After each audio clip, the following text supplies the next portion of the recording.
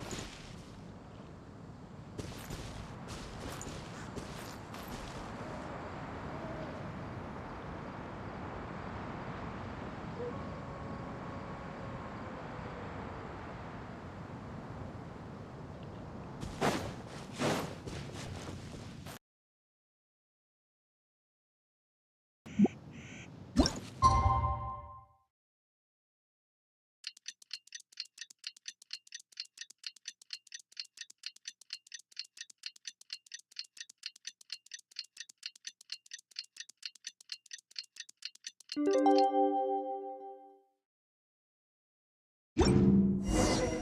time to meet back up with Xiao. Let's head to Mount Outsong.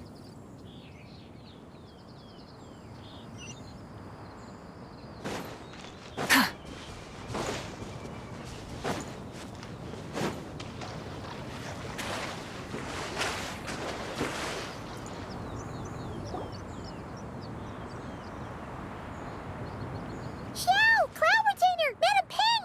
We're here! Any news on Zhongli?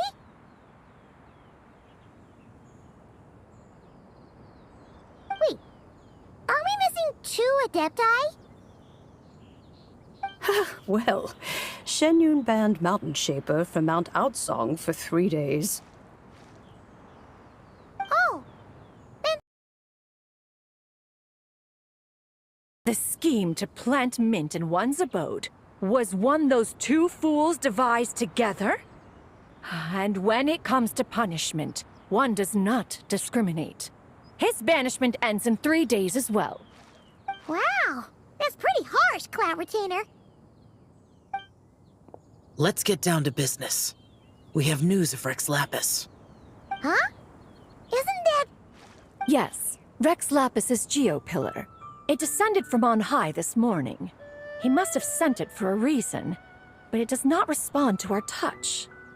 So, what does it mean? Is he in trouble?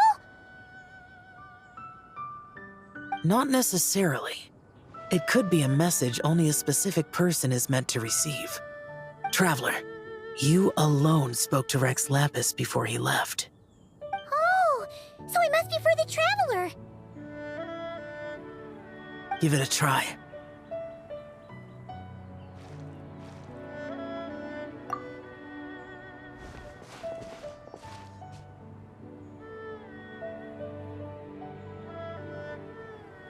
Come to the spring on Mount Qingse. I have left an entrance for you.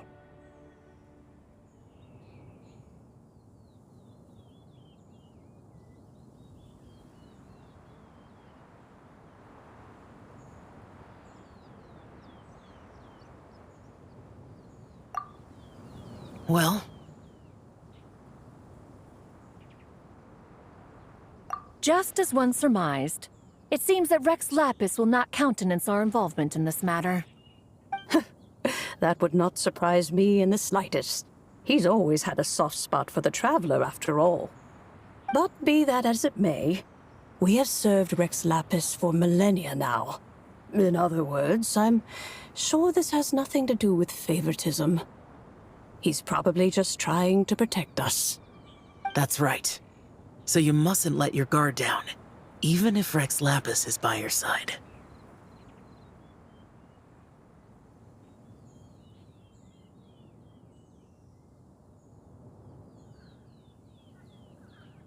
All right, let's get going. We'll try not to keep you all waiting.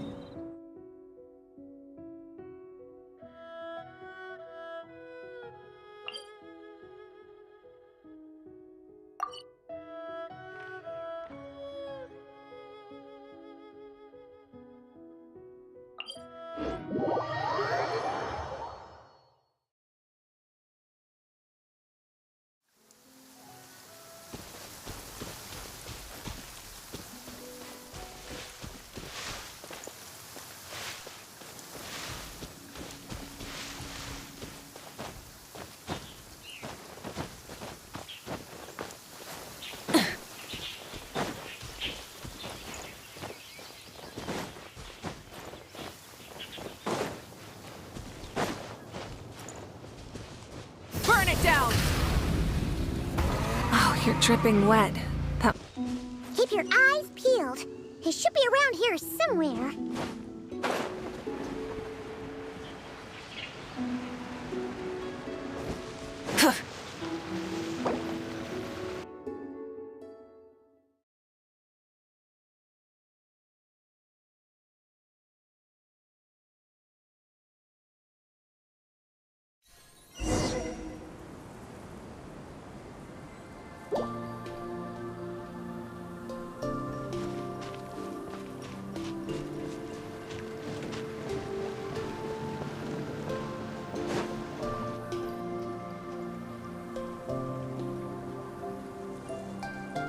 Who could have imagined that the once mighty Geo-Archon might end up so, sitting on a humble stool in the woods, quietly weaving moon lanterns?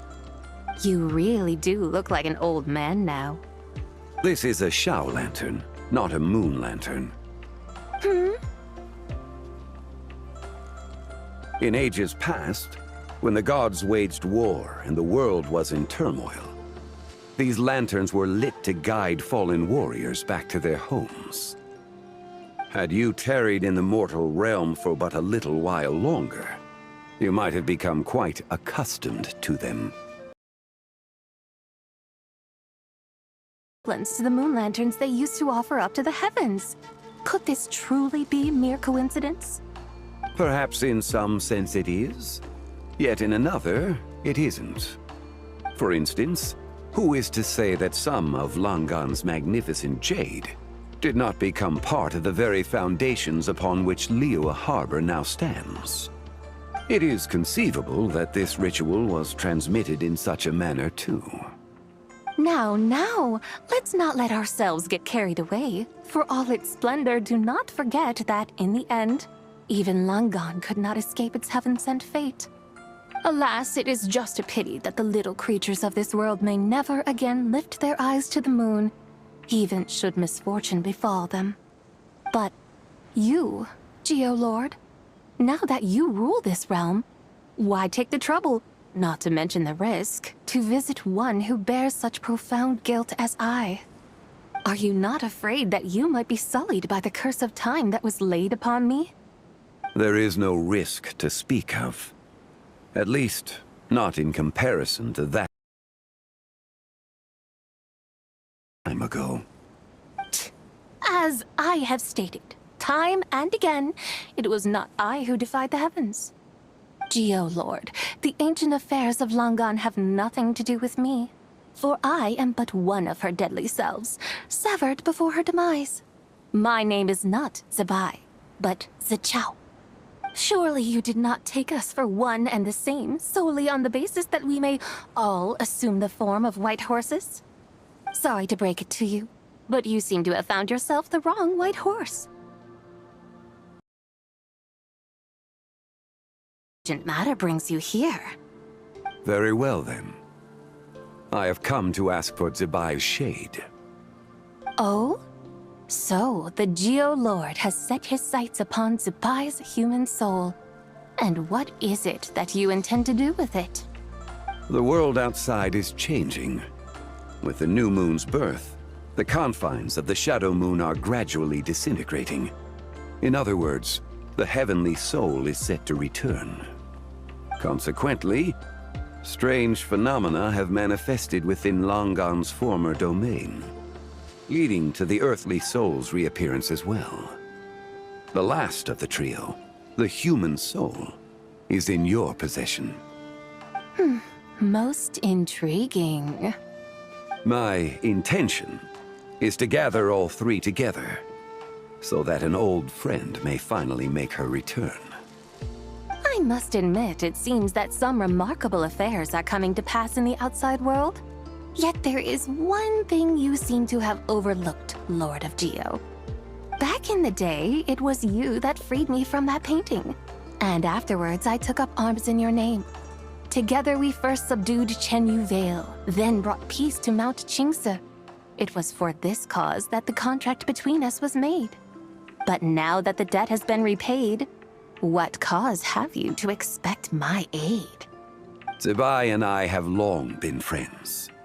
Given not only that you were manifested from a corrupt desire within her divine form, but that you also possess a fragment of her soul, how can you purport to be the wrong white horse? I think you'll find that we are now as separate and distinct as any two beings ever were. What once shone with radiant purity has long become dust. What you see is no longer what it was. Oh, great Lord of Geo. Should this still be unclear to you, I bid you take your leave. It seems that the fault lies in my own lack of consideration. As you wish. I shall let this matter rest. Wait! One moment, if you will. Should this not be your opportunity to propose a new contract? The part where you make me an offer I simply couldn't refuse? Even those puny mortals know how to haggle when striking their bargains. Should you, the famed god of contracts, not likewise strive for success through negotiation? Come now, enough with the posturing. It's time to name your price. Very well. I had, in truth, prepared a new contract for your consideration. I knew you would not come before. That I want for nothing, for I live in the mountains, carefree and untroubled. Occasionally, I even find sport in teasing the mortals who stumble into my presence. Then why persist in telling them those ancient stories? I speak of what transpired before the sky collapsed and the earth sank into itself. That is merely my way of passing the time.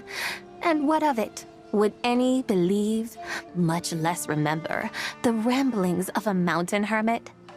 Those tales have long since spread throughout the mortal realm. Who? Should my words prove insufficient, I invite you to see the world for yourself. To this end, I have found you a pair of trusty guides in Liyue, and should prove quite intriguing for you. So this, then, is the contract you have prepared for me? Indeed it is. Think of it as a contract for a one-day festive excursion. Surely you do not hope to offer this in exchange for Tsubai's shade. The foundation of my very existence for a little excursion seems a little steep, wouldn't you say? Why not see for yourself? You can always decide afterwards. The final determination, of course, shall rest with you. Is that so? Then perhaps this deal might not be entirely off the table after all. Where then are these guides of which you speak? Hey, it's Young Lee! Oh, we've been looking for you everywhere. We thought you might have gone missing.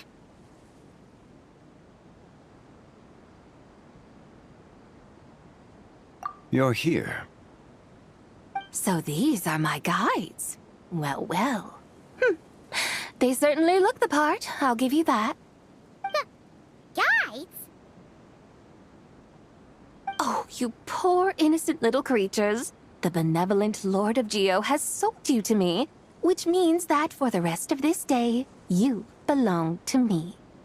Sold us to you? The situation is not quite as dire as that would sound. I ask only that you accompany my Adeptus friend on a tour of Liyue.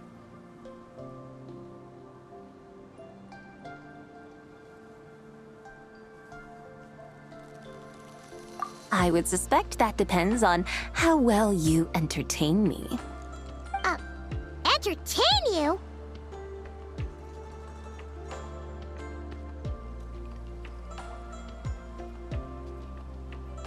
Let us start with this Liyue harbor of which I have heard so much. Nowhere is quite so fascinating as a place teeming with little mortals. How come this Adeptus sounds so different from what Paimon imagined?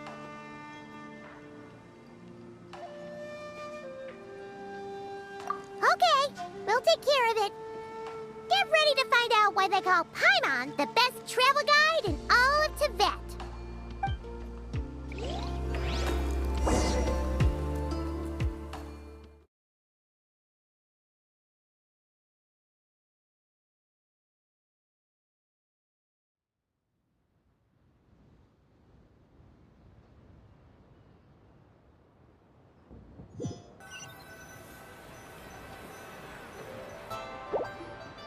Look! We've arrived at Liyue Harbor! Not only is it Tibet's busiest port, it's also the beating heart of Liyue. So, dear Madam Adeptus, where would you like to go first? With humble fare and wine to sip, in comfort clothed and soul at ease, one eats, and all the heart's ills cease. So we're heading straight for the good stuff? Well, you're in luck, because Paimon's an expert when it comes to food. There are two main cooking styles in Liyue. Li cuisine, which is all about mountain delicacies, and Yue cuisine, which is centered on seafood. The most famous restaurants are Liyue Pavilion and Shinyue Kiosk. Oh, now Paimon's starting to drool. Guess our only option is to go try them both. 2 meals, back to back. Both sound like excellent options to me. Are these the kind of establishments that most people might visit on a regular basis? Not exactly. Both Li cuisine and Yue cuisine are known for their pricey ingredients. But don't you worry about that. Just think of it as Zhang Li's little treat.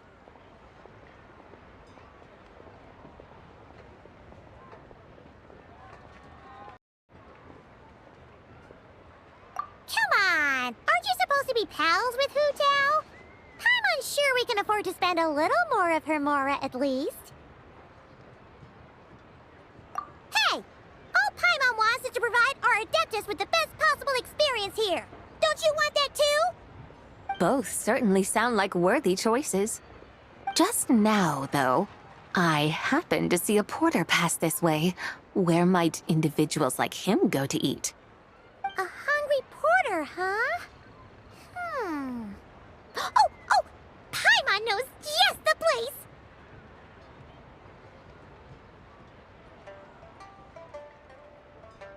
Yep.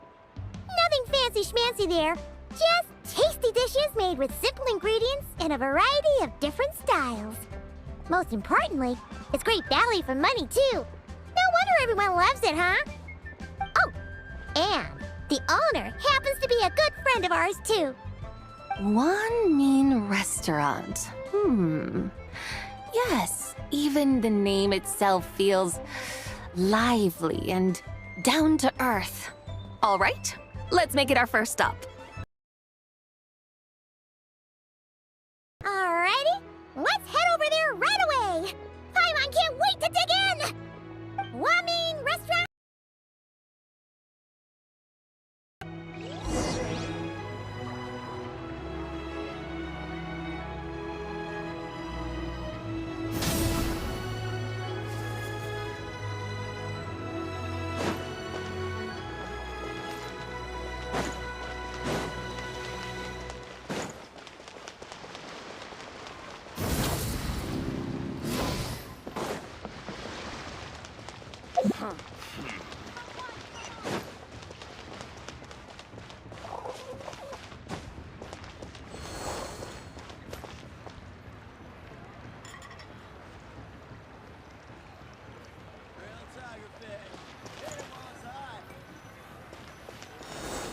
Listen, let me tell you how it is.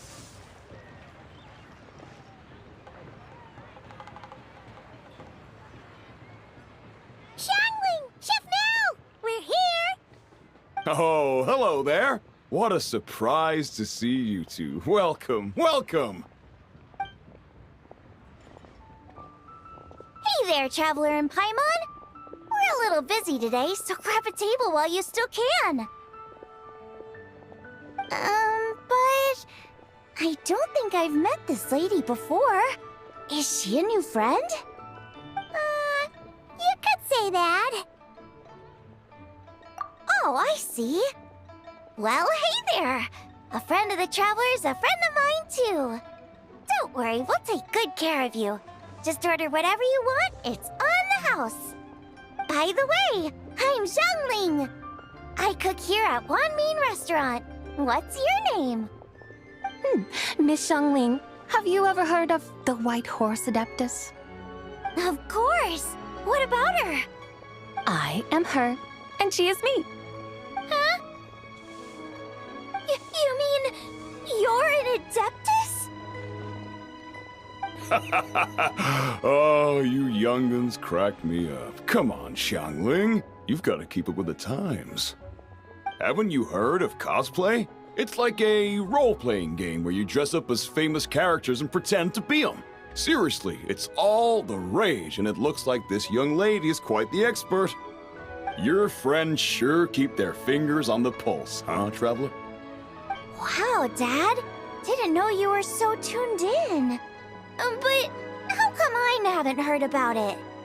You gotta listen to our customers. Didn't I tell you to spend less time chasing after wild vegetables and more time making friends? You're even more out of touch than I am. Hey, I like making friends too. Isn't that what I'm doing right now? Anyway, even if it is just a costume, is it alright if I still call you White Horse Adeptus? Of course it's all right, because that's exactly who I am. Okay. How about I call you the real White Horse Adeptus instead? In that case, you can call Paimon the real Traveler. You're right. You could have at least switched outfits. Puny mortals. Nevertheless, I suppose it might be amusing to indulge in your little charade for a while, at least. All right, go grab yourselves a table. I'll come take your order in a bit. Did I save this money? Lyra's really got a lot going for it.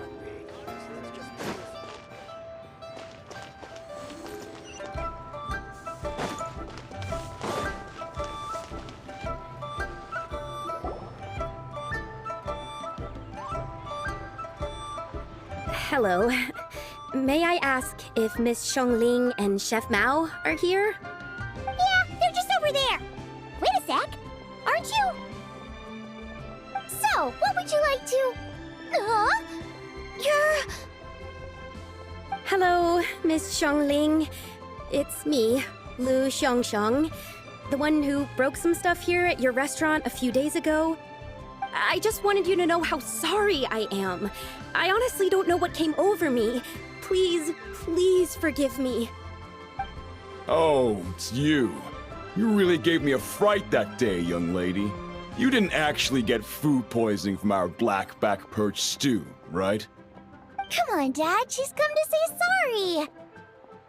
It's all right, Miss Lu. You must have been feeling a bit off that day. You're looking so much better now, though. Why don't you grab a table, too? This one's on the house. No, I couldn't possibly. Hey, it's totally okay. We all feel under the weather sometimes, especially when we're away from home. Go on, find yourself a... yikes. Looks like all the tables are taken. Wanna come sit with us? We've got an extra seat over here.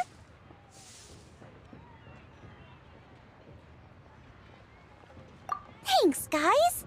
So what would you like to eat today? Feel free to order anything you like. I should very much like to sample your renowned poisonous blackback perch stew. It wasn't poisoned. That was all on me. So that's one portion of blackback perch stew. How about you guys? Paimon wants...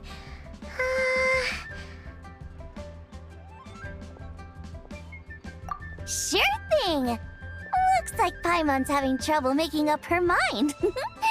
Anyway, I guarantee you'll love it. Let me think. Well, since the blackback perch stew is on the spicier side, I guess it makes sense to balance it out with a serving of stir-fried shrimp. And since it's lantern rite season, you better try out the triple-layered consomme and come and get it too! Those are our seasonal specialties. As for the carbs, since we've got a full table, how about some right at home? Along with our special chili mince cornbread buns. Trust me, you won't be disappointed. Then for dessert, I'll whip you up some Lucky Snow Delight. I just came up with it a few days ago, and I can't wait for you to try it. Wow! Sounds like quite the feast. Looks like Paimon's in luck today. Am I the only one who thinks that's way too much? Not at all. Don't worry, I know what I'm doing. And to top it all off, our star dish, Adeptus Temptation. You should know that we don't often serve this here at Wanmin Restaurant. But since this is my first time cooking for the White Horse Adeptus, I'm pulling out all the stops. Okie dokie, just sit back and relax. I'll have your dishes out in no time. Hold on. Did I just hear Miss Xiangling mention the White Horse Adeptus? You did indeed. And you're looking right at her. That's a joke, by the way. She's cosplaying. Oh, I see. Phew, almost believed you there for a moment. Tell me, little one, what business might you have with the White Horse Adeptus? It's a long story. Basically, a while back, I took part in an archaeological dig over at the chasm. While we were there, we discovered a number of relics. Our findings show that they date back to the era of Long Gone, an ancient nation whose people are said to have been the ancestors of some of the modern-day inhabitants of Chenyu Vale. And why might such matters concern the White Horse Adeptus? Because some of those relics not only seem to contain textual references to her, but even depictions of what she looked like. There have long been legends claiming that the White Horse Adeptus was a deity of that era, but there are plenty of other theories out there too. If I could just locate some more detailed records, I'm sure we'd be able to find out so much more. So you're into history? Well, to tell you the truth, I actually joined the archaeological team by sheer accident. But once I'd started down this path, I knew that I wanted to make something of myself. Recently, though, things seem to have taken a turn for the worse. Still can't believe I caused such a mess and even ended up hurting someone. Oh, so you're considering becoming a martial artist now instead? No, I mean, they weren't seriously hurt. It was just a few scratches, and they let it go after my mother compensated them.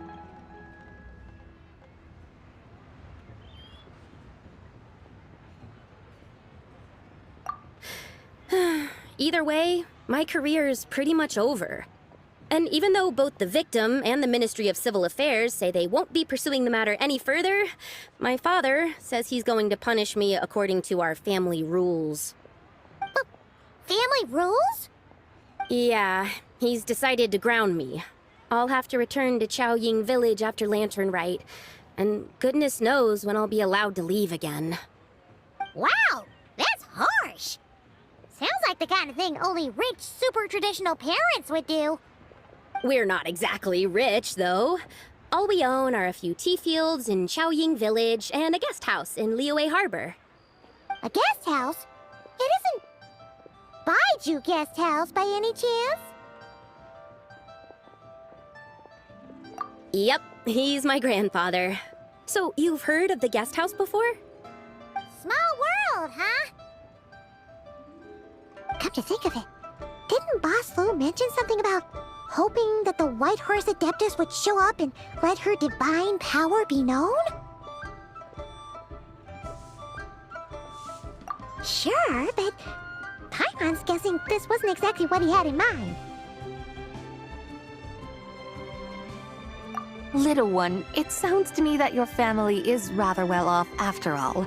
What then drew you to archaeology? Why subject yourself to such unnecessary hardships? Even if I stayed at home, there's no guarantee I'd lead a nice, easy life. Just look at my father. Recently, my grandfather put him in charge of the guest house, and he came up with a bunch of ideas right away, starting with changing its name. That didn't turn out well, though. My grandfather yelled at him for days, even calling him a bad son, and they still haven't let it go. Oh! Paimon thinks we might have heard about that too. Long story short, being dependent on others is never fun. You just end up being completely under their thumb.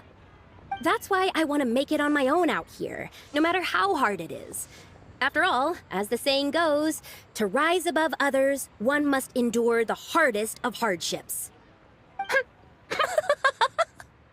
What's so funny about that? You poor, innocent little creatures never fail to amuse me. To think you would endure all manner of hardships in your brief time on this mortal plane, and all that merely to rise above others. I would have thought that the wiser path would be to simply roam this world as I do. Huh? Tell me, what is it that you truly delight in? Archaeology? Martial arts? Tea planting? Or perhaps the keeping of a guest house? What I delight in? Yes! Surely there must be something you don't find quite so exhausting. Whatever delights you should not feel like a burden. But do things like that really exist? Of course! Take Miss Xiangling, for instance. I defy you to detect even a hint of hardship on her face when she wields her walking spatula. So, since it seems you are resolved to tread the rocky path, you should strive with all your might to pursue that which brings you delight.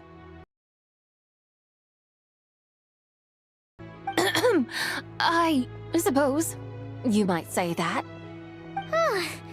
Looks like the White Horse Adeptus is really getting into her role. I think I get what you mean, then. Maybe I should have a chat with Miss Xiangling before I head home.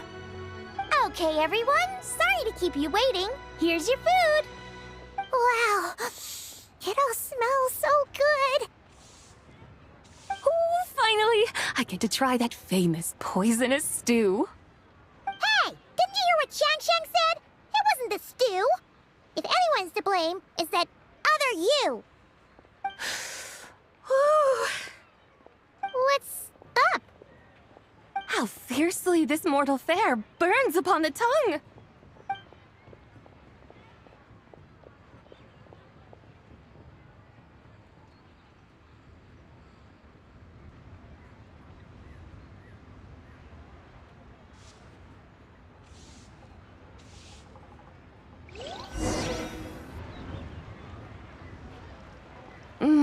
Most satisfying as poisonous stews go. So, where to now? Time, I think, to seek out some diversion? Oh, there's plenty of entertainment options in Liyue. Paimon will tell you that. The locals like to drink tea, walk their pets, play chess, watch operas, attend storytelling performances. Storytelling performances? You know, like listening to people telling stories. They're usually based on old Liyue legends, just like their operas. Stuff like the Divine Damsel of Devastation, Through the Eyes of a Dragon, or the Sanctification of Tao That sits in the sky above us. Paimon doesn't think she's heard that one. Still, the moon does come up quite a lot. It's even in the name itself. The Yue in Liyue actually means moon. Since we're on the subject, you like telling stories yourself, right? Why don't we go check it out? In that case, I'll have to trouble the two of you to lead the way. Awesome! Let's go! Third round knockout, here we come!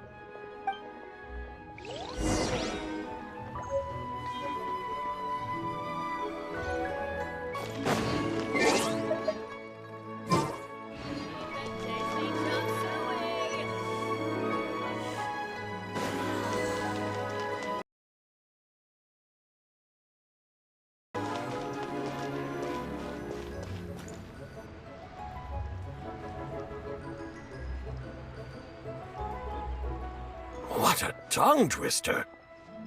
I'd have made a complete fool of myself if I tried to say it on stage without practicing it first. Huh. Call yourself Iron Tongue, Tien. Wobbly Tongue, Tien, more like. I used to have that problem a lot. But if you just take your time to grasp the meaning and commit it to memory, you'll be able to say it smoothly in no time. You're right, Miss Yoon. I'll give it another try. Hey, Yunjin! Fancy seeing you here! What are you two talking about? Ah, Traveler and Paimon. Ask, is this? You may call me the White Horse Adeptus. The White Horse Adeptus? She's not really an Adeptus. I see. Well, it certainly looks like a lot of fun. Oh, funny you mention it. This type of thing is actually something I'm quite familiar with. Once, to perform Through the Eyes of a Dragon, I decided to imagine that I was Rex Lapis himself. It was the only way to truly inhabit his mindset and understand his resolve to quell those demons. Sounds like you just wanted an excuse to feel all big and powerful. Hey, that's... You just don't understand how inspiration works. You're one to talk. Paimon's traveled all over with the Traveler, and she's seen things that would make your jaw drop. All right, then. Since you claim to be so knowledgeable, why don't you prove it by reciting an ancient poem? An ancient poem? Which one? Ha! See? You mean to tell me you've never even heard of the ancient poem? What kind of a title is that? Quit teasing, Paimon. We only just found out about that ourselves. He's talking about the writing on those ancient relics. When we first saw it, we couldn't figure out what it all meant. So in the meantime, we decided to just refer to it as an ancient poem. However, thanks to the painstaking work of the scholars who were tasked with decoding it, it seems like that's exactly what it was. And the White Horse Adeptus. Oh yeah! Didn't Kuching mention that before? It's got something to do with Longon, right? That is correct.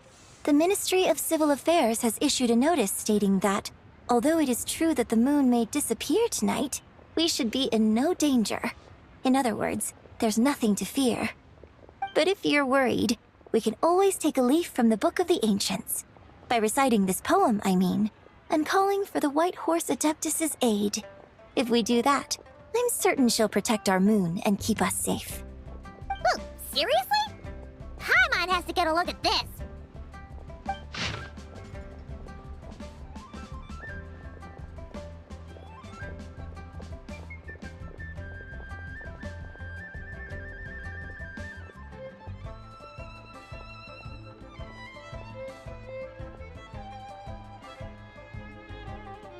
Under moon eternal in radiant night, a maiden grants silk, soft and light?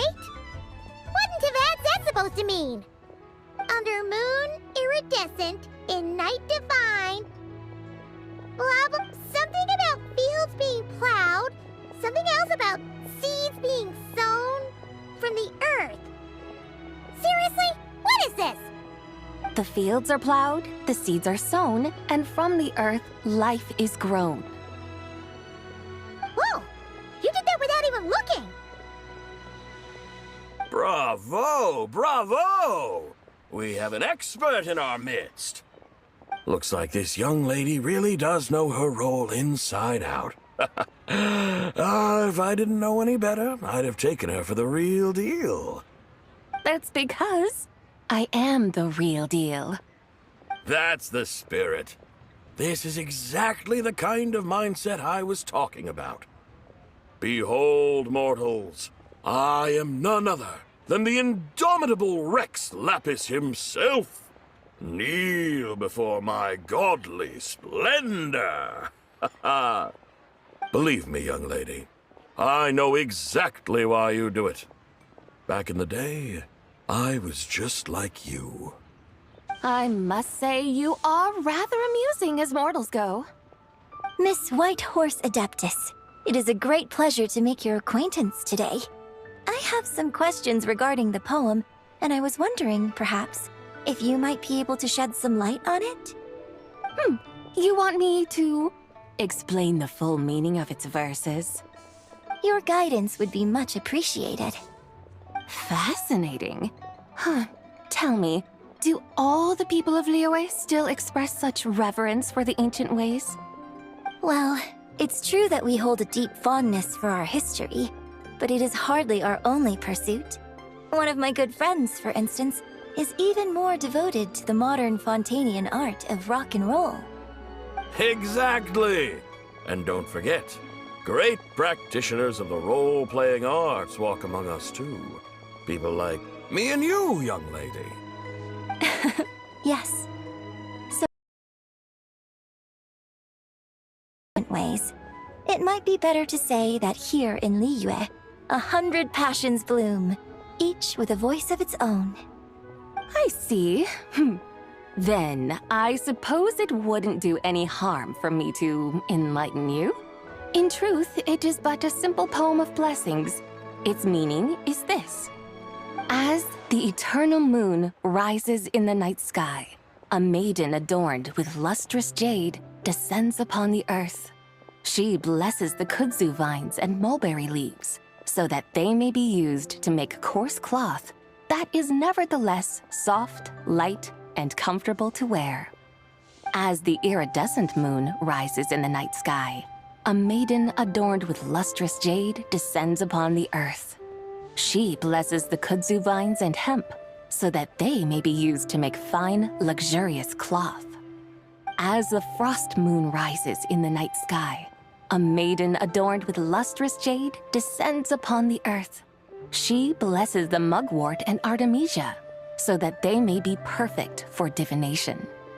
So she really did come down from the moon? She shows the people how to use the plow and spade to purge the land of weeds, till the soil, and heap up the earth to make it fertile. Then with the hoe, she teaches them to sow their grain, bestowing the promise of life upon every seed. She blesses the millet and the beans, ensuring that their stalks and vines stretch forth without end. She graces the wheat and the rice, so that their heavy heads are filled with plump, glistening grain. Sounds like she's a real pro at all this farming stuff. The fruits of the field are harvested and brewed into sacred wine for honored guests.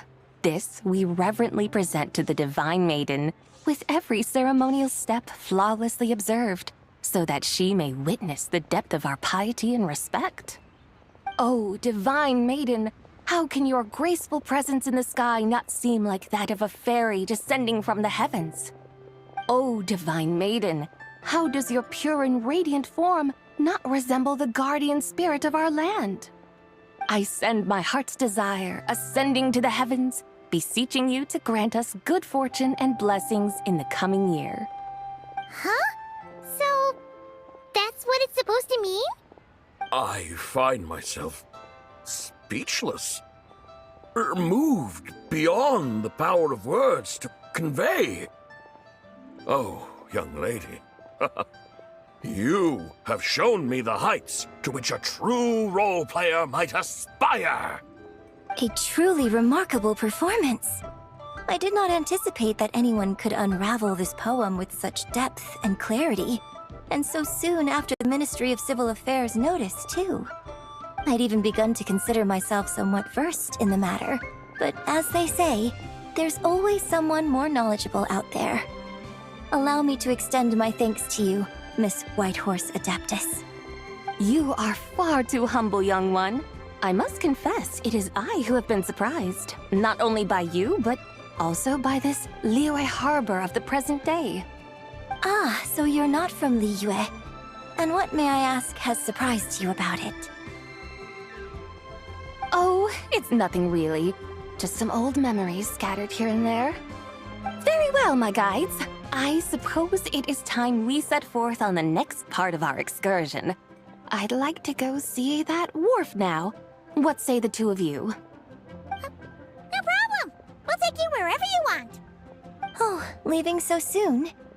Before you go, allow me to introduce myself. I am Yunjin, director of the Yunhan Opera Troupe. May I ask your name in return?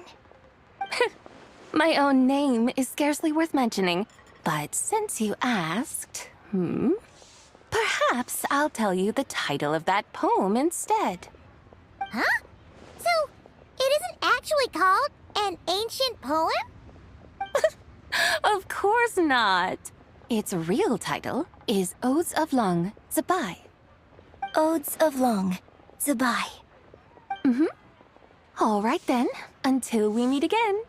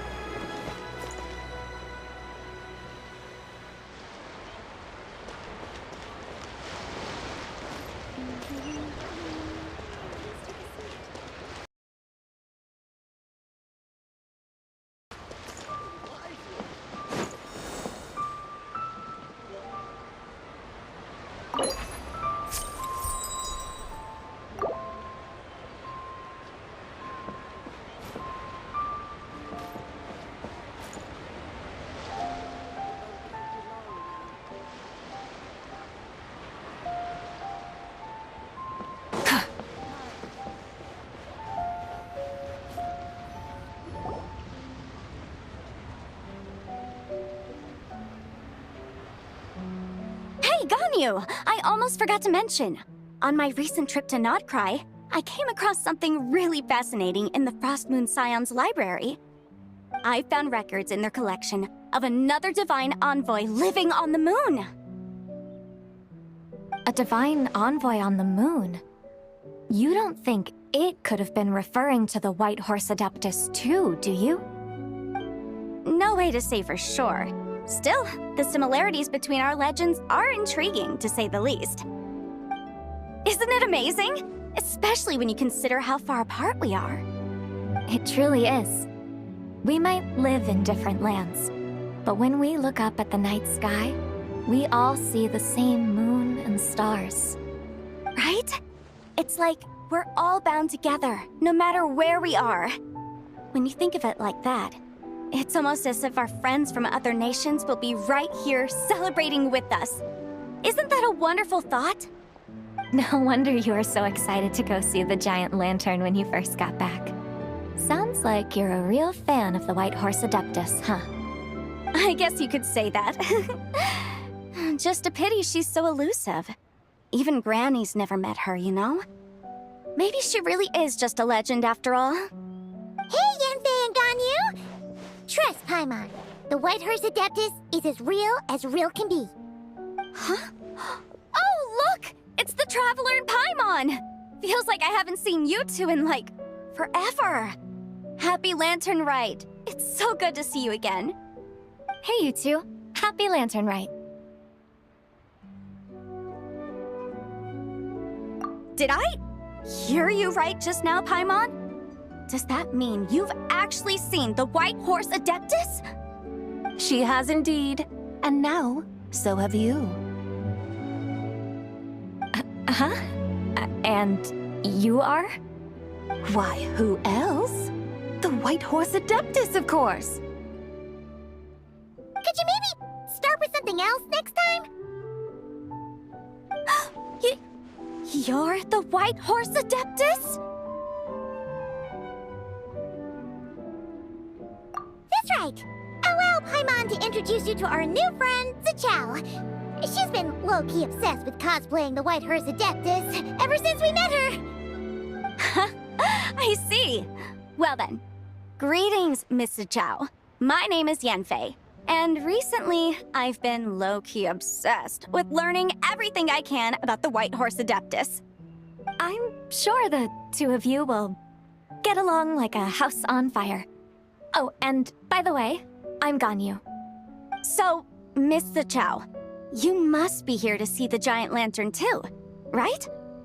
Hmm? A horse-shaped Zhao lantern? Is that what I think it is? That's right. A lantern made to honor the White Horse Adeptus herself. Isn't it gorgeous? Huh? What are you laughing at? Both the lantern and myself.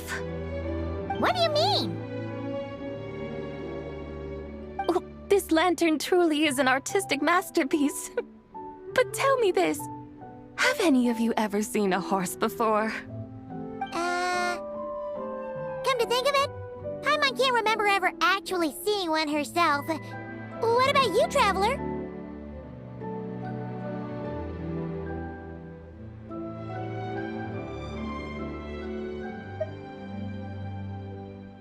Oh, this horse appears to be mid-trot, but it has adopted what is called a lateral gait, where the legs on one side of the body move together in unison. A rather rare sight indeed. Just now, I suddenly pictured myself the same way. The image was so absurd, I could barely contain my mirth. Oh, really? I never knew that. You learn something every day, huh? Oh, come on! It's basically a giant piece of fan art! Who cares if it's different than the original?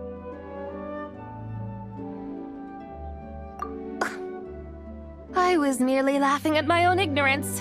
I came here thinking that the White Horse Adeptus's tale had been long forgotten. Yet here I am, gazing upon a lantern made in her honor.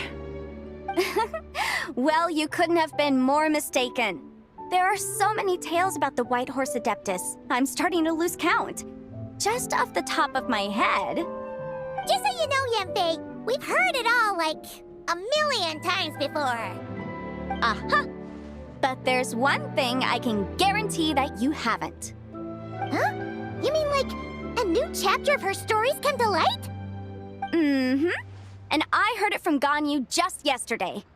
Hey, why don't you share it with the others? Sure, no problem. Where to begin? Do you guys still remember what Liyue's Moon Chase Festival is about? Of course! It's a festival held in honor of the Stove God. That's right. But it took a really long time for the Stove God Festival to become what it is today. In its earliest form, it was actually an adeptal ritual known as the Moon Chase Rite. That before, but she never explained exactly what it was. According to Cloud Retainer, the Moon Chase Rite was originally a ritual meant for communicating with the moon. Communicating with the moon? But for what purpose? At first, Cloud Retainer wasn't entirely sure either, as it was always Rex Lapis who performed the ritual. Whoa! Rex Lapis did it himself? Must have been a really important ritual. That's right. Unfortunately, despite numerous attempts, they never actually received any response from the moon, which is why they eventually stopped performing it. But then, just yesterday, Kutching took a picture of the moon being obscured by a dark hole to Cloud Retainer and asked if it had anything to do with the Moon Chase Rite. The moment Cloud Retainer saw it, it suddenly dawned on her that the rite might have been an attempt to reach the White Horse Adeptus all along. Does that mean Zhang Li's been trying to bring back the White Horse Adeptus all this time? So how about that? Bet you never thought there might even be a link between the White Horse Adeptus and the Moon Chase Festival. If Kutching hadn't taken that picture to Cloud Retainer, we would never have known any of this. This is probably what Kutching was referring to that day when she mentioned there were some ideas she wanted to follow up on. So, Geo Archon. All this time, you've been striving to awaken her. Huh? What do you mean, awaken? Nothing. What I truly meant to say was, this new insight you've provided has been truly eye-opening. Oh, by the way, my trusty guides, I've been meaning to ask, where in Liyue Harbor might one enjoy an expansive scenic view? Huh? We're off to the next stop already? But Paimon's barely done digesting that lore bomb just now. All the more reason to find the right spot to let it sink in. Oh, so that's what you're up to. A tour of Liyue Harbor? In that case, if you're looking for a spot with a panoramic view, I'd recommend Yujing Terrace. That's a great idea. Since the terrace is on higher ground, the sea view from up there's so much better. Great! Well, the lantern ride's about to start, so we should get back to Granny's now. Hope to see you all at the festival tonight. Oh, you're off too? All right then.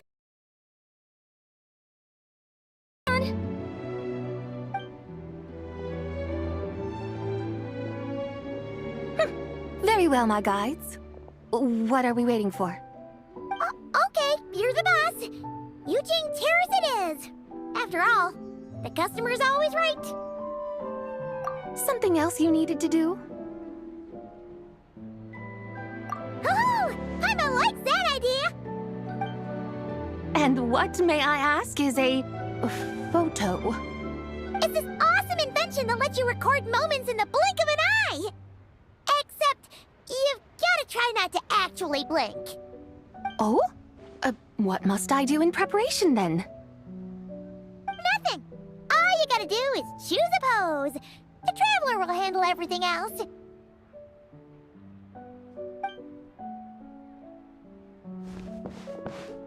Come on, let's give it a try.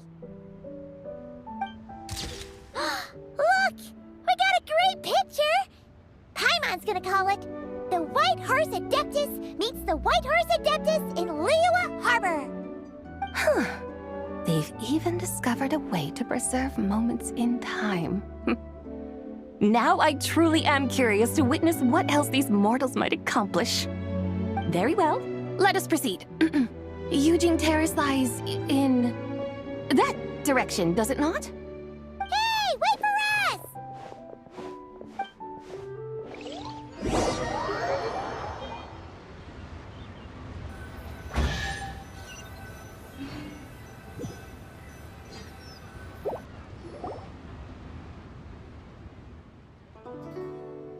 Truly a marvelous view if ever there was one. It's lightened by the sun's dying light. And soon, people will start releasing their shell lanterns to mark the most important day of the year. Practically everyone will be with their friends and family, eating a big meal, chatting, and even setting off fireworks. Trust Paimon, it'll look even more amazing then. What do you say? Want to stay to see that? No need. Let us bring this weary day to a close. Weary day? You mean you didn't enjoy your tour? I had imagined you would arrange for me to witness some grand spectacle. Perhaps the descent of divine beings, the manifestation of the sacred before mortal eyes, or the appearance of a selfless hero come to aid the helpless and downtrodden. Or, should that not come to pass, then at the very least spend a little more coin. For that, it seems, is how one finds true enjoyment. Alas, but there was none of these. Instead, we merely filled our bellies, listened to tales, and gazed upon a crude imitation of my likeness. And now the sun begins its descent. What a day of quiet tedium. Well, we're so sorry. If we'd known that was what you wanted, we'd have done it all differently. It's all that Zhang Li's fault for not making the customer's requirements clear. Well, it's too late now. Do you still believe I would part with that soul fragment, now so intertwined with my very being? But... I knew you were the more astute of the pair. Huh? You were just trying to scare Paimon? It seems the realm of the Geo-Archon has a way of making one more stony-faced. So, you were just pulling Paimon's leg?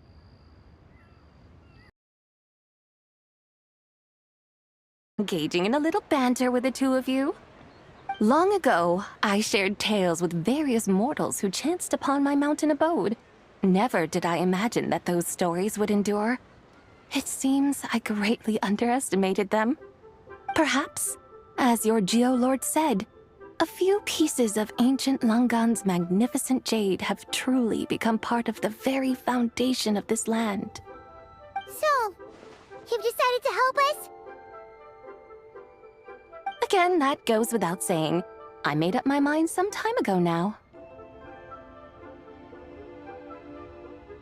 When I beheld a rather intriguing scene as I set foot in this city, I saw porters passing through the alleys, setting down heavy wooden crates from their weary shoulders, peddlers pushing carts as the kites and lanterns upon them rustled gently in the breeze.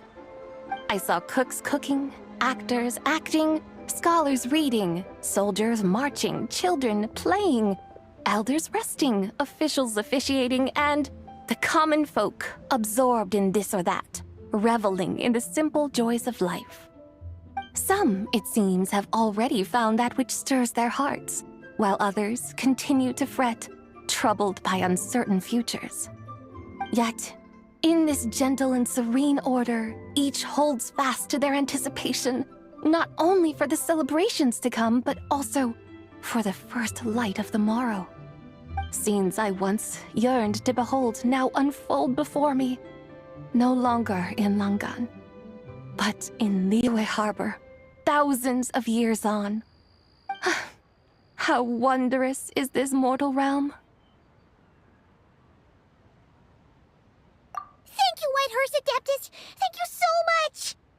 Adeptus, Adepti, Perhaps the singular art in which we are truly proficient is that of sequestering ourselves within the high mountains.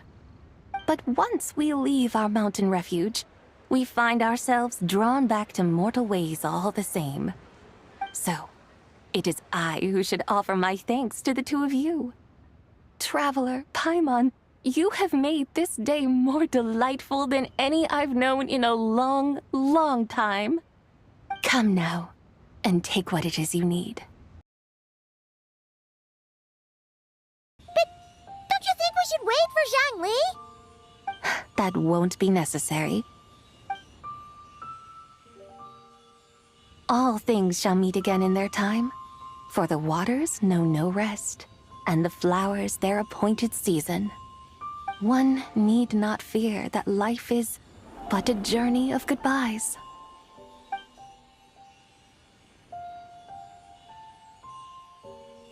Is she gone?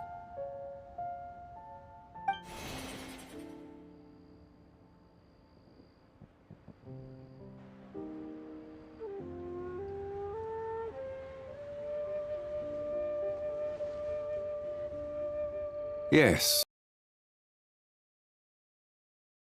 Formed from the body's impure vapors, so naturally it cannot survive long in this world. Had it not been sustained by the remnant of Zibai's soul, it would have faded away a long time past. Now that the remnant is gone, it has severed its ties to the mortal world. Zhangli! When did you get here? A while ago. I would have thought you'd at least want to say goodbye. Though mountains endure, the ceaseless waters will, at last, wear away their sharp edges. Thus must I meet the marks wrought upon her by the ruler of time with great caution.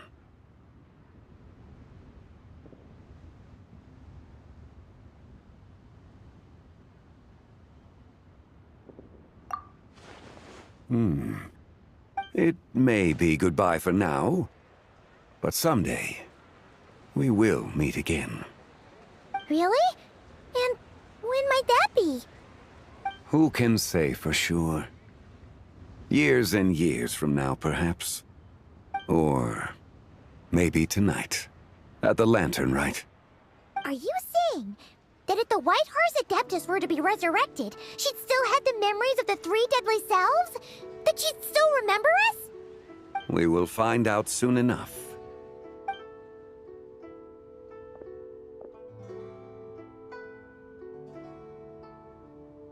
It is time. The rite is about to begin.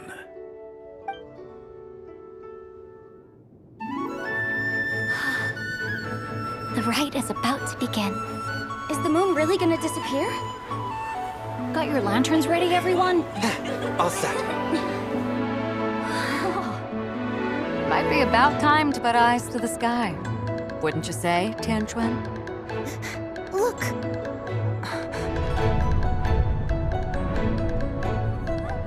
When the sun's out, eat the sun. When the moon's out, eat the moon. Whoa, is this the lunar eclipse?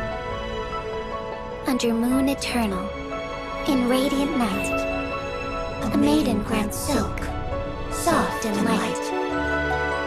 Under moon iridescent, in night divine, a maiden grants fiber for cloth For so you. fine.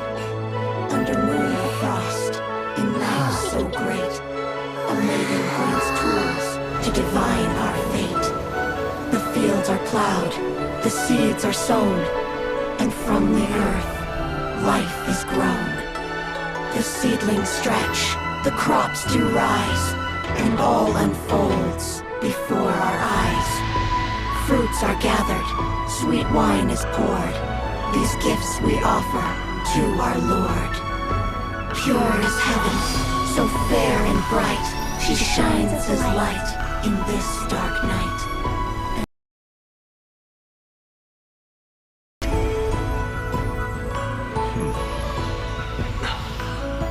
Devoted soul, scattered and unbound.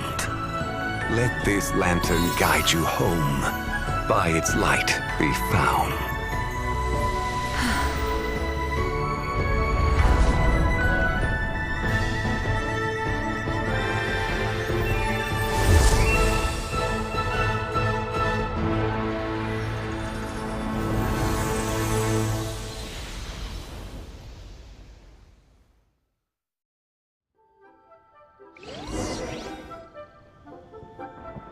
Did we do it? Do we finally get to meet the real White Horse Adeptus?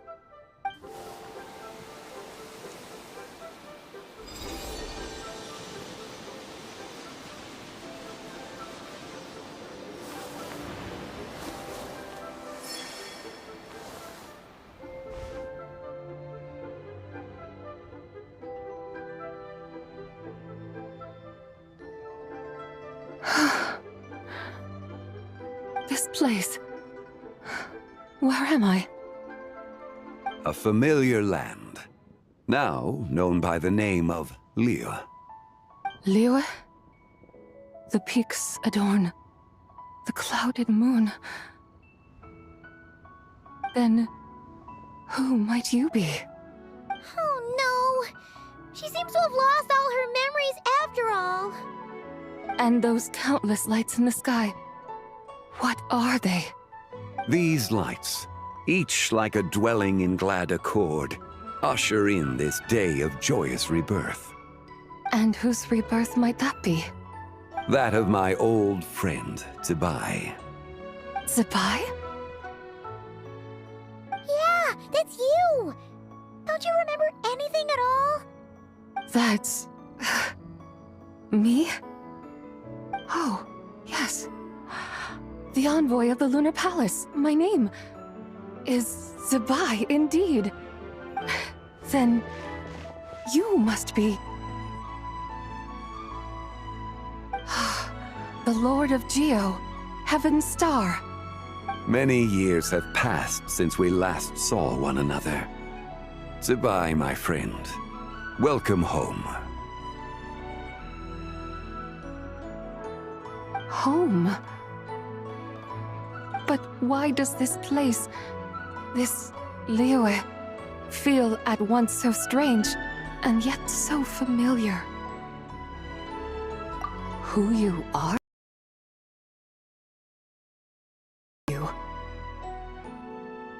Ah, yes, I remember now.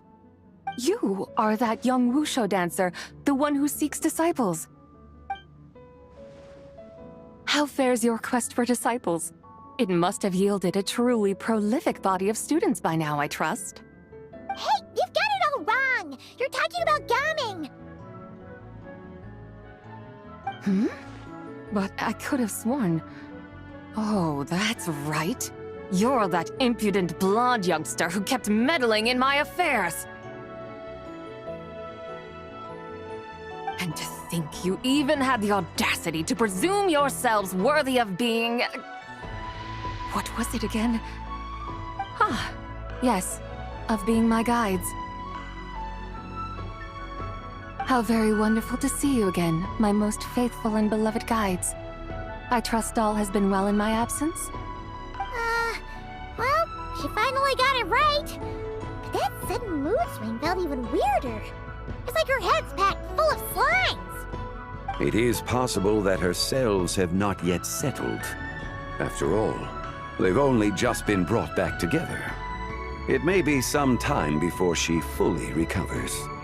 Huh? You mean, kinda like she's still half asleep?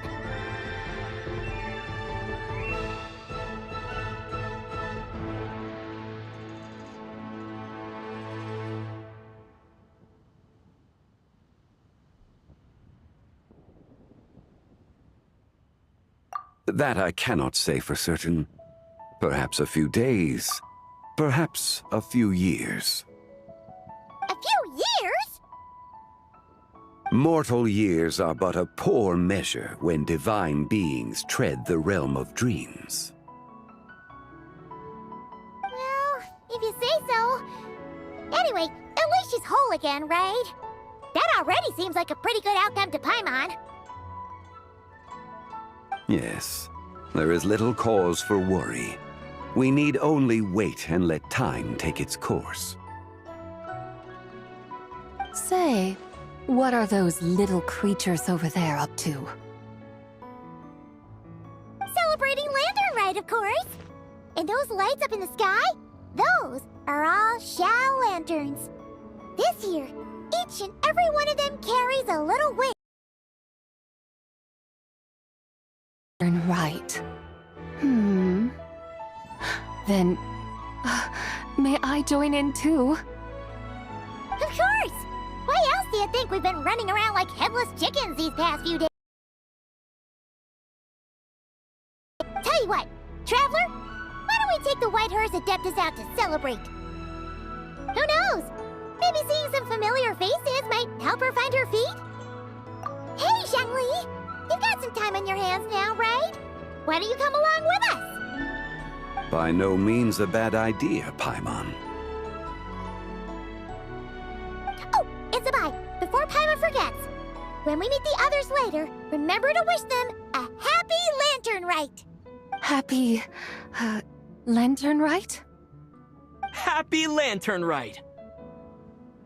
Yes, Happy Lantern Rite indeed. Well then, let's go!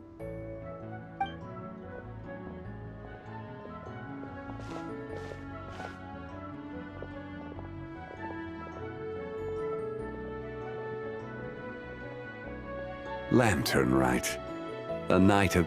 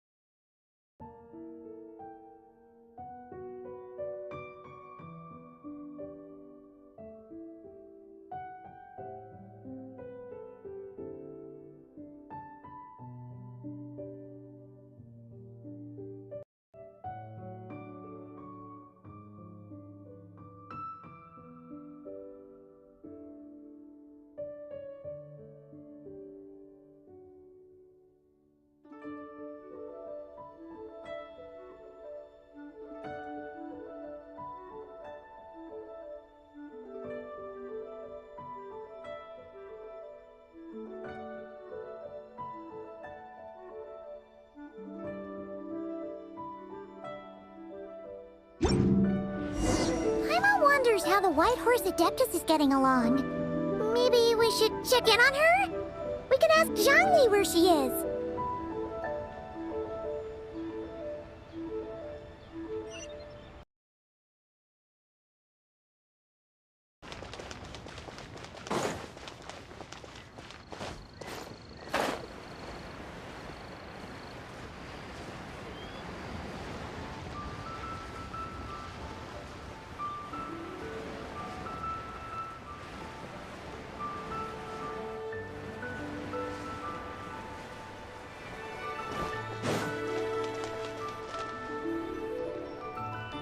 Oh, looks like Zhongli hasn't stopped by for tea today.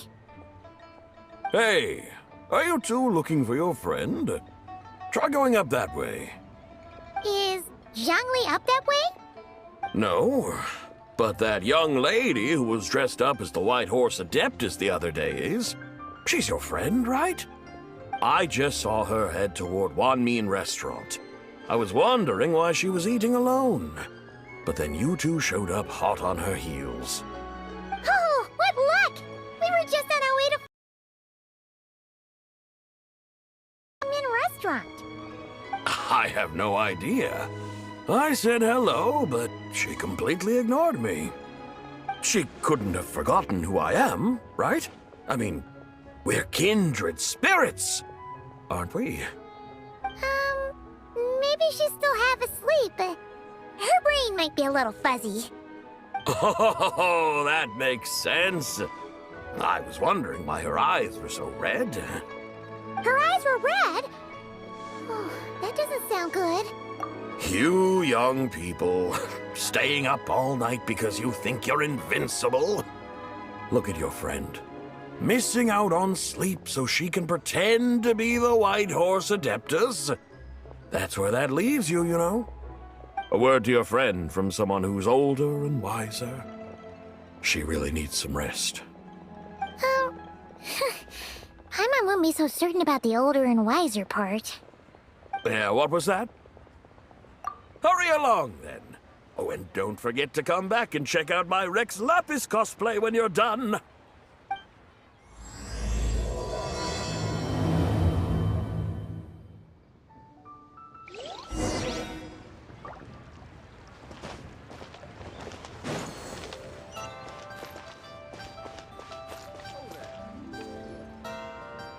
Where's the proprietor? Come out and see me at once!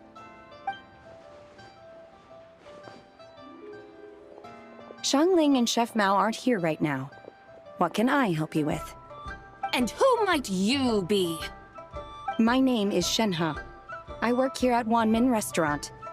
Shenhe. Shenhe. Are you that crane adeptus who loves planting mint? It's been a few days. Have you improved your gardening skills? Did you manage to cover the slopes with mint? Mint? I don't know anything about mint. But I am familiar with Genshin and glaze lilies. Ha! Already casting mint from your mind! How can a practitioner of self-cultivation be so fickle, chasing after every new plant that catches their eye? I'm not sure I get what you mean. Are you delirious from hunger? Would you like something to eat? Shenhe! White Horse Zabai! So this is where everyone is! Traveler, Paimon. It's been a long time. Happy Lantern Rite. Is this customer a friend of yours? Don't mind her, Shenhe. She's just a little cranky because, she didn't sleep well last night and she's only just woken up. Look how red her eyes are. I see. In that case, Miss Zabai, I have a tonic here infused with Genshin. It's cool and soothing when applied to the eyes. Would you like to try a few drops? Stop right there! Who are you two noisy children? Hey! Have you forgotten about us already? Guides. Yes, I seem to recall. Yes, now I remember.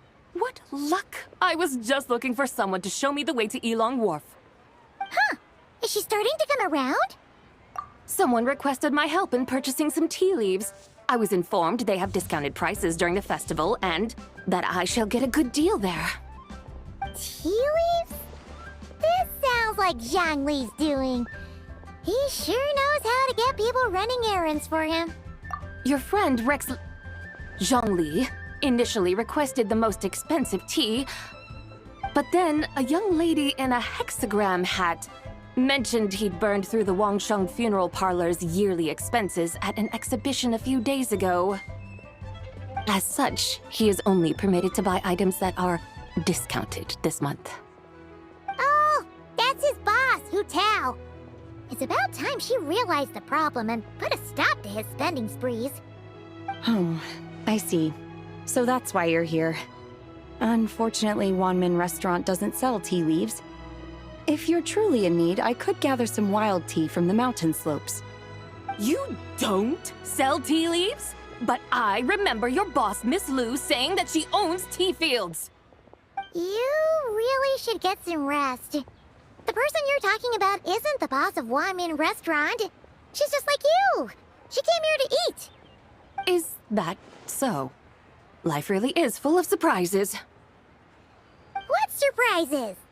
Your brain really is as gooey as a pack of slimes. Paimon can't believe Zhongli. That would be excellent, my dutiful guides. Ah, yes, Miss Crane. I apologize profusely for my improper behavior just now. Please forgive me. I completely understand. Master often says that the human body is like a mechanism in need of regular maintenance. When a person cannot rest at night, they are sure to become irritable and on edge. Miss Crane, you appear reasoned and compassionate on the surface, yet I sense dark forces churning within your spiritual core. Those red ropes you wear are what bind them, am I correct? Oh, you can sense that? Indeed. I also sense that with your strength, you might try undoing one or two of those bonds when training. Untie Shenhe's ropes? Wouldn't that be risky? Though the use of red ropes to bind the soul is a wondrous technique, practitioners must eventually learn to break free from external aids and look within themselves for restraint. Master has told me similar things, but I am not ready yet. Your self-cultivation has progressed far enough. Then I will seek further guidance from my master. If you still have doubts, you can find me at the Baiju guest house. I'll be taking up residence there for a while. For now, my dutiful guides, let us be off.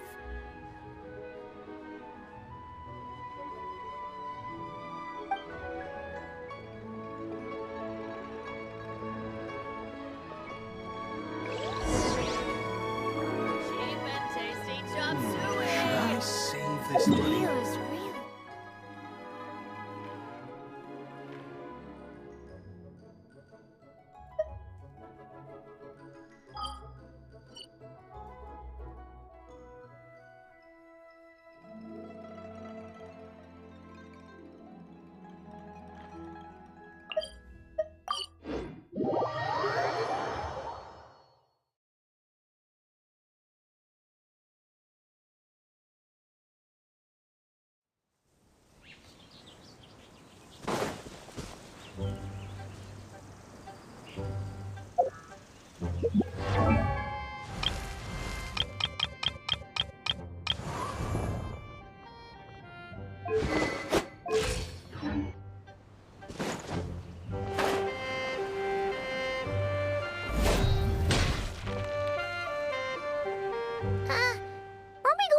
Wharf?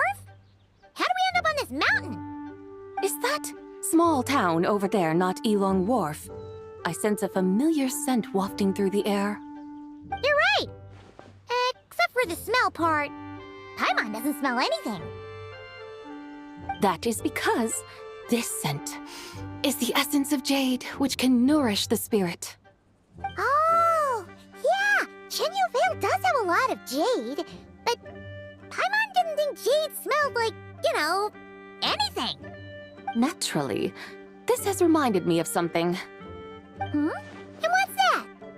A few simple tricks for mastering one's power.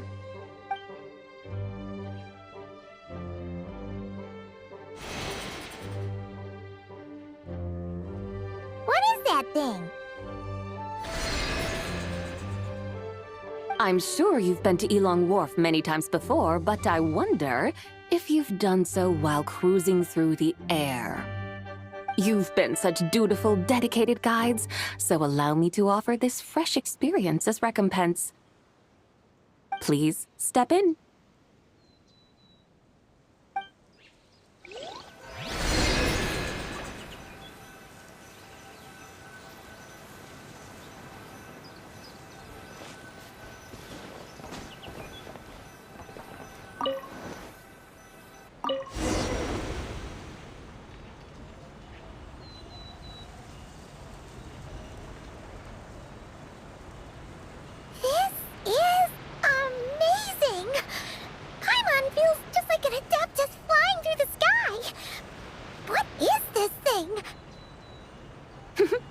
I created it from my memories of the chariot of the Lunar Palace.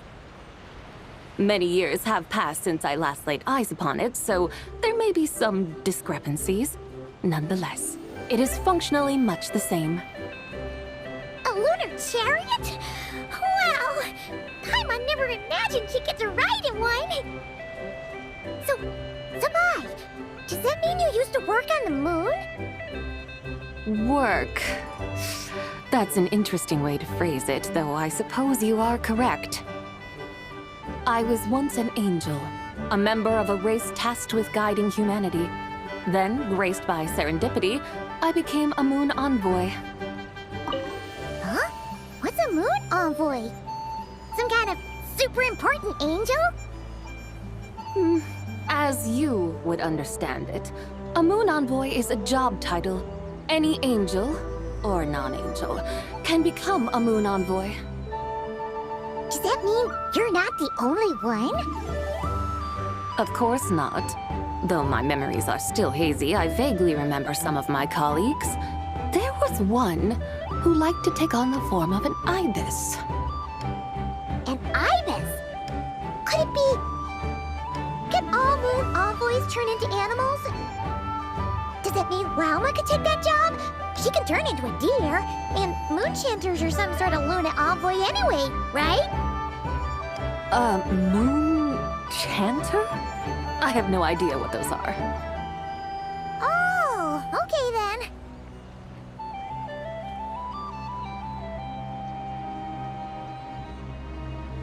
Look! Paimon thinks she saw a tea vendor over there! Very well. Let's take a look.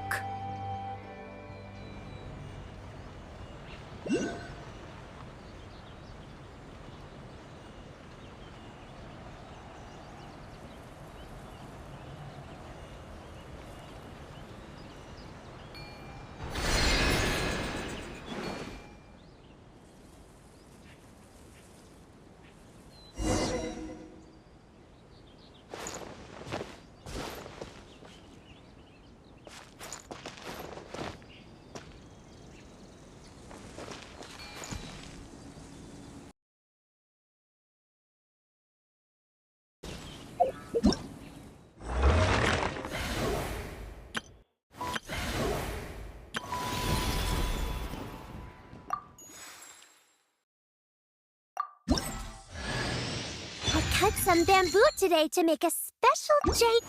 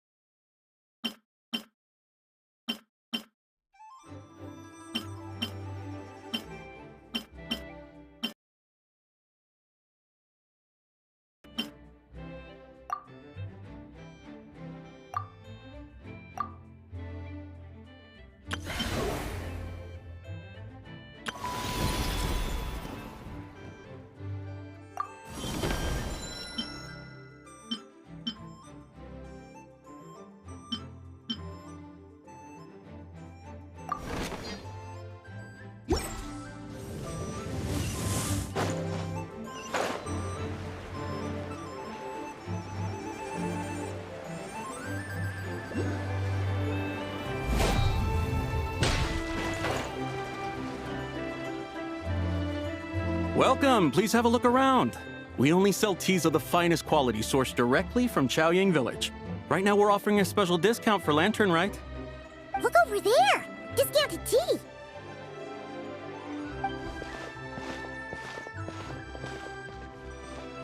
Dear customers, are you looking to purchase some tea leaves? I can see from your bearing that you are no ordinary customers. My humble shop has some exquisite teas that should satisfy your more refined tastes. We're not here for quality. We're looking for a discount. A discount? Well, that's a coincidence. Our Sunglaw tea is on sale right now. A special festive offer. Something about the name of that tea sounds familiar to Paimon. Buy 3 boxes of Sunglaw tea during the festival to get 10% off. Buy 4, get 20% off. Buy 10, but... That's right. 10 boxes at half price. Have you been to our shop before by any chance? Oh, Paimon's definitely heard this spiel before. 3, 4, 10, 10, 20, 50. What are you muttering about? When purchasing 3, 4, or 10 boxes, the corresponding discounts are 10, 20, and 50%. The intervals between the two sets of numbers are 1 and 6, and 10 and 30. Look! Her eyes turned blue! That's gotta be a first. If the differences between intervals remain equal, the interval after 6 should be 6 plus the difference between 6 and 1, which is 11. Similarly, after 30, the next interval should be 50. Therefore, extrapolating upward, the next two numbers in each set should be 21 and 100. You're making Paimon's head spin!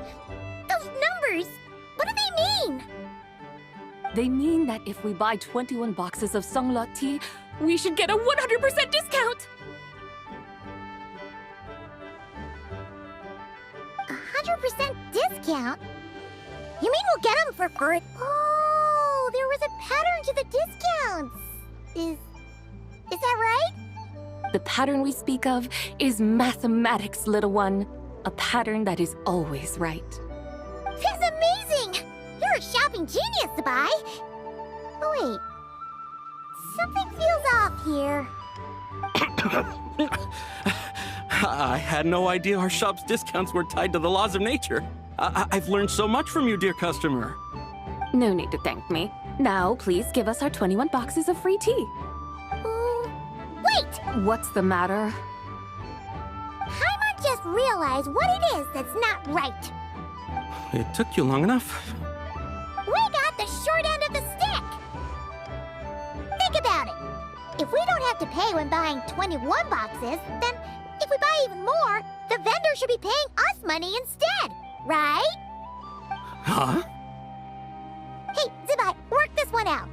If we buy 100 boxes, we'd make loads of money, wouldn't we? It stands to reason. Wait a moment, dear customers. Don't you think you're haggling a little too hard? You are the one dictating the discounts. We're simply extrapolating the numerical patterns within. As such, we are hardly haggling. You have a point. However, that's right. I'm so sorry. I just remembered. My supplier didn't come today, so we don't have any tea after all. Such a shame. Terribly sorry about this. Awful, awful luck. Where can we find your supplier? Well... Not to fret. We'll save you the effort and go straight to the source ourselves.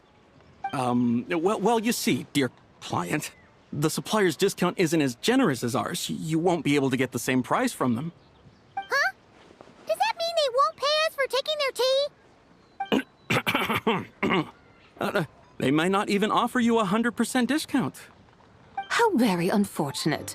Nevertheless, as the original supplier, they must offer some sort of discount. Besides, we're not looking to make money. We just want a good deal. Well, that's great. My suppliers are all tea farmers from Chaoying Village. You can go ask around the village, but please don't say I sent you. Do not worry, we appreciate your generosity.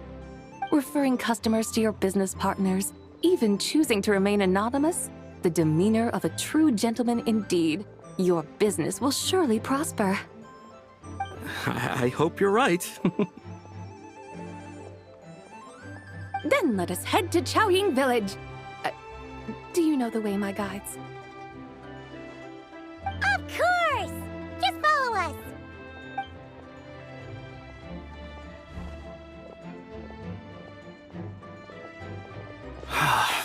What otherworldly beings were those? Thank the heavens I managed to send them on their way. May she bless me such that I never encounter such customers again.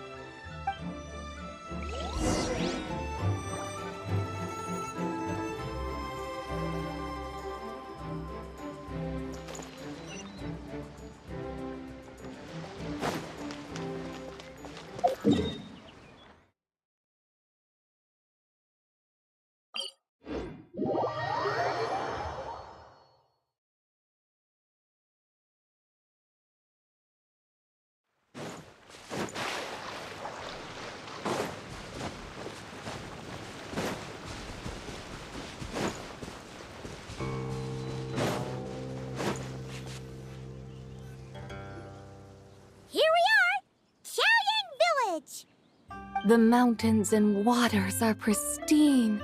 They embody the beauty of heaven and earth. It's a good-looking place, all right. But it's hard to enjoy the scenery when Paimon can't stop thinking about all that tea-buying Mora we're missing out on. Should fate dictate, Mora will find its way. Morak certainly finds us often enough. He even sought us out in person this lantern rite. For now, let's look around and see if any tea farmers are selling their crop. We'll be able to see more clearly from up high. Let's take to the sky and enjoy the beautiful scenery while we're at it.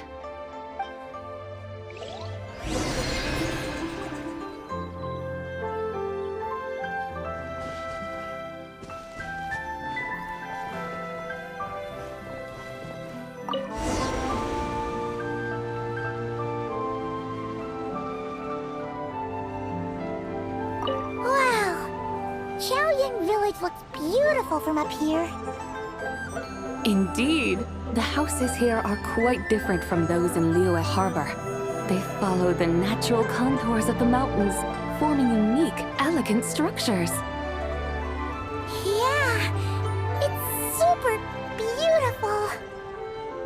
The white walls and dark tiles frame the emerald waves of the terraced fields, while the curved eaves and tall gateways juxtapose each other with grace. It's almost too beautiful to be true. The crowing of roosters and barking of dogs, the calls of farmers working the fields, a vibrant pastoral chorus overflowing with earthly vitality. Yeah, it's incredibly beautiful, huh? Have you studied the linguistic arts by some chance? Huh? Your vocabulary for beauty seems rather constrained. Paimon knows how to say pretty as well. I see. Now then, let's take a look around and see if we can find any farmers selling tea.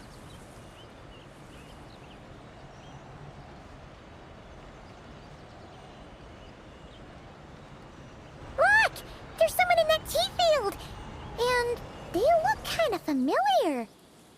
Wait, is that Lu Shanxiang? And who is that? Oh, you'll remember her once you see her up close.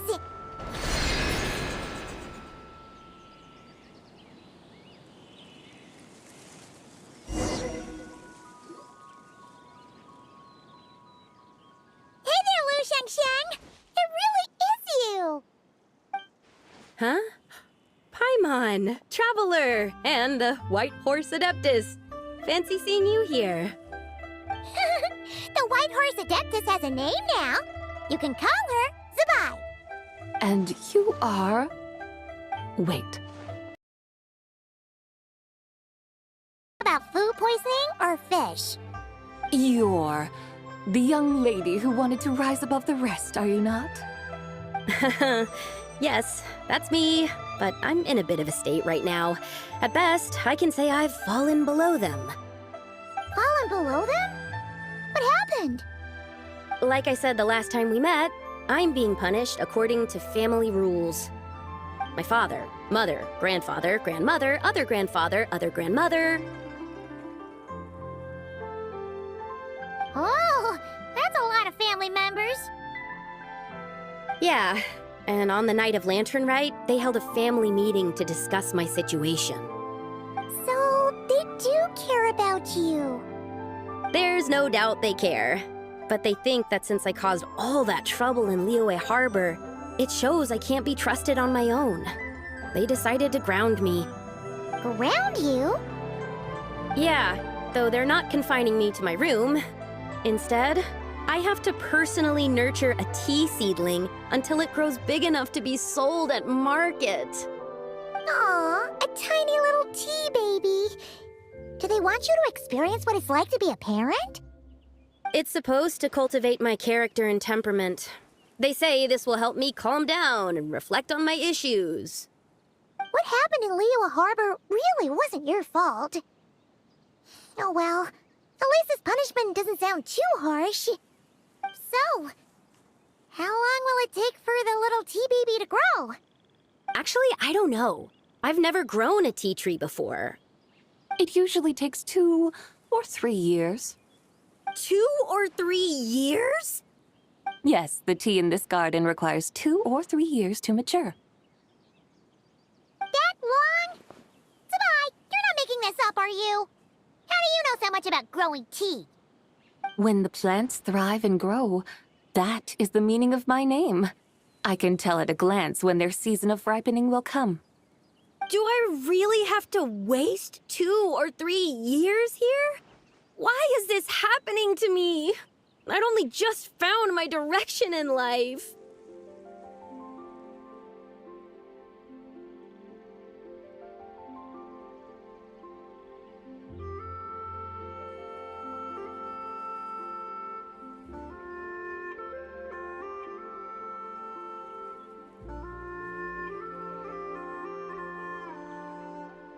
Yes, during the Night of Lantern Rite, I heard many people reciting poems from Long Gone in praise of the moon.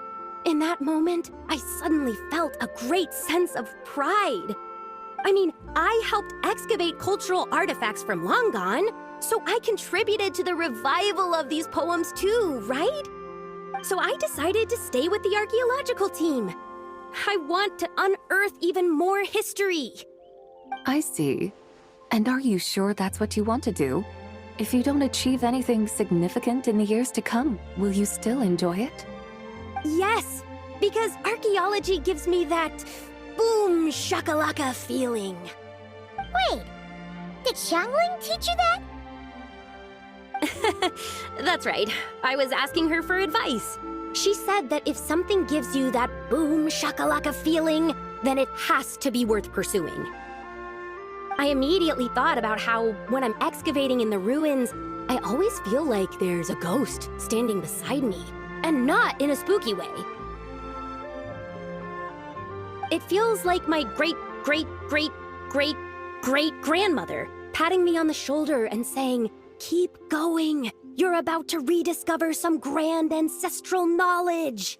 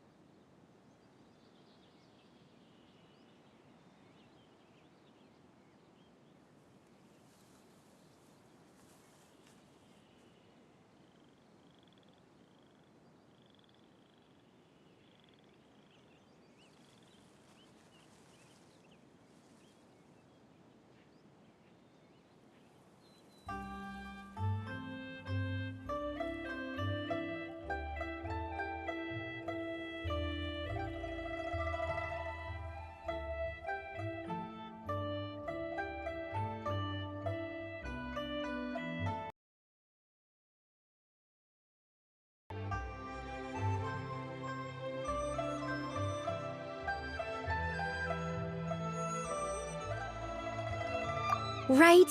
It feels like I've made some kind of connection with my ancestors. Isn't that amazing? Since you've made up your mind, you should give it your all. And I'd love to, but I'm still grounded. Run away, summon up a little boom shakalaka, and leave the tea garden behind. Flee this village. That might be going a bit far. You don't want to lead others astray, Sabai.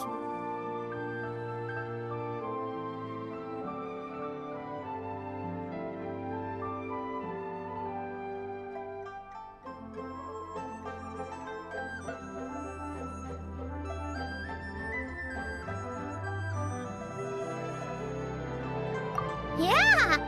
Tell them about your great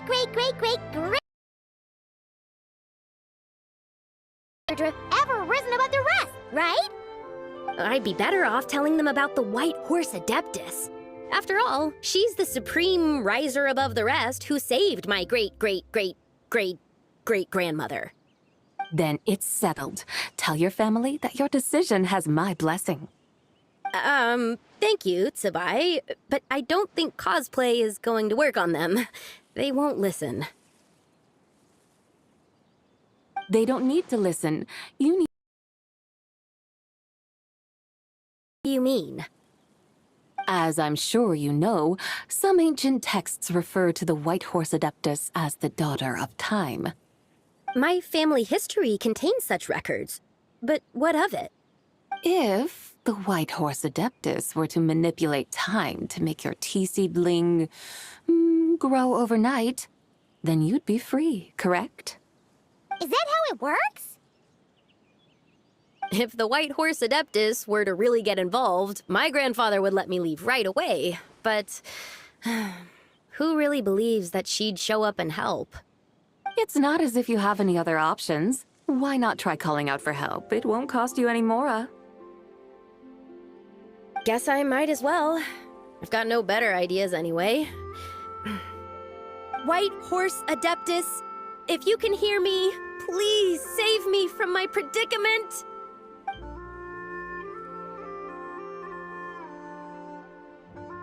Ugh.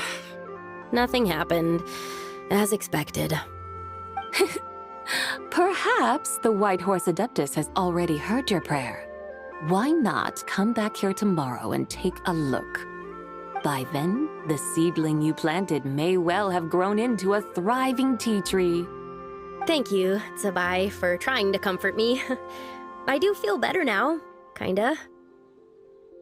But can't you really do something like that?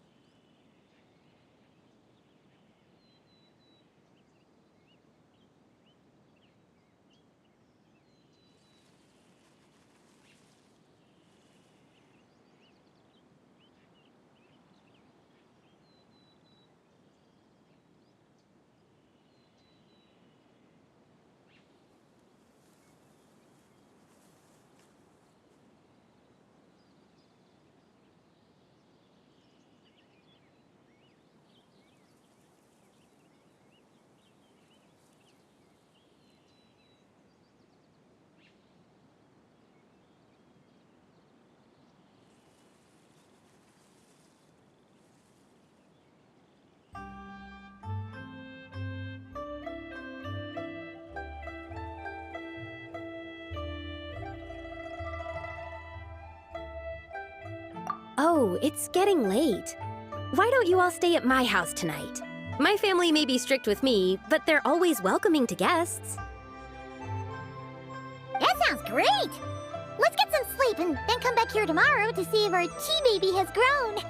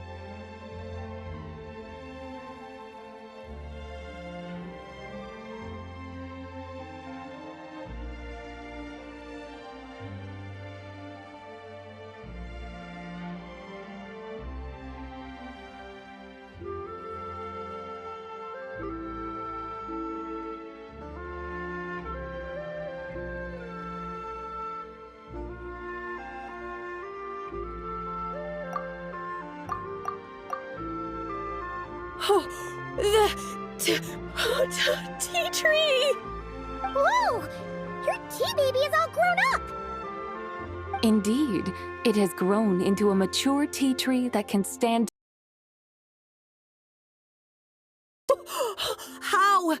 How is this possible? It must be the work of the White Horse Adeptus. Your prayer must have moved her! Are you sure? Perhaps she heard your prayer and chose to answer the call. She once saved my great-great-great-great-great-grandmother. This time, she saved me. That's incredible! Your family must be blessed by the White Horse Adeptus. I guess so. I need to tell everyone the news right away.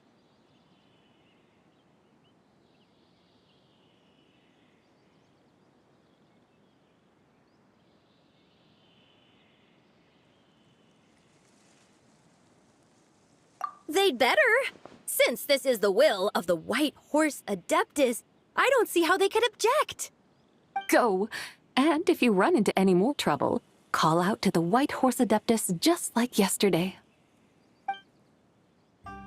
Thank you so much.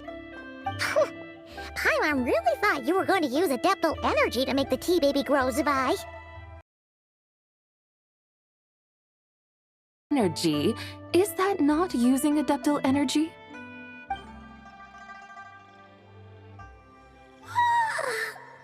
Alright.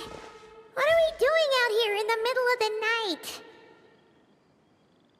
We're here to help Lu Xiangxiang fulfill her wish, of course.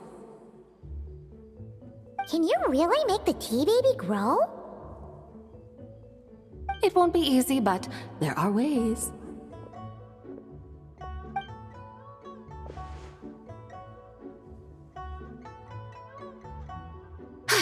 There, it's grown. Hey! You just transplanted a tea tree from over there! So, there's a mature tea tree here now, yes? Oh, yeah, but... And am I not the White Horse Adeptus?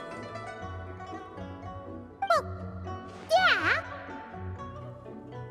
Is this tea tree then not a manifestation of the White Horse Adeptus's will? You're not wrong. But again, there's something not quite right about this. Maybe this will become another mystical Adepti tale recorded in their family history. That would be marvelous. Paimon thinks so too. Hey, Traveler! Sabai seems to be doing much better now, don't you think?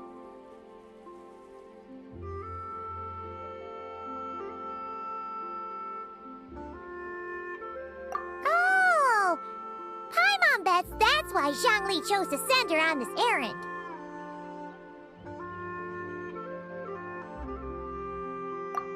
That's a great idea!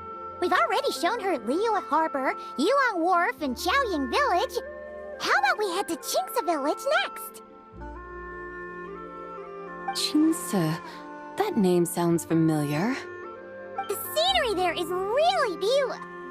Pretty, too. It's the perfect sightseeing spot. How about we show you around?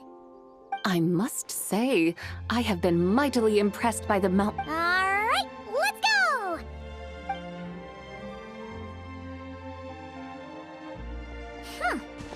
Paimon can't help feeling like we've forgotten something. Pay it no mind. I've already forgotten more than you will ever know. Alright. If we forgot something, it can't have been that important to begin with. Qingce Village, here we come!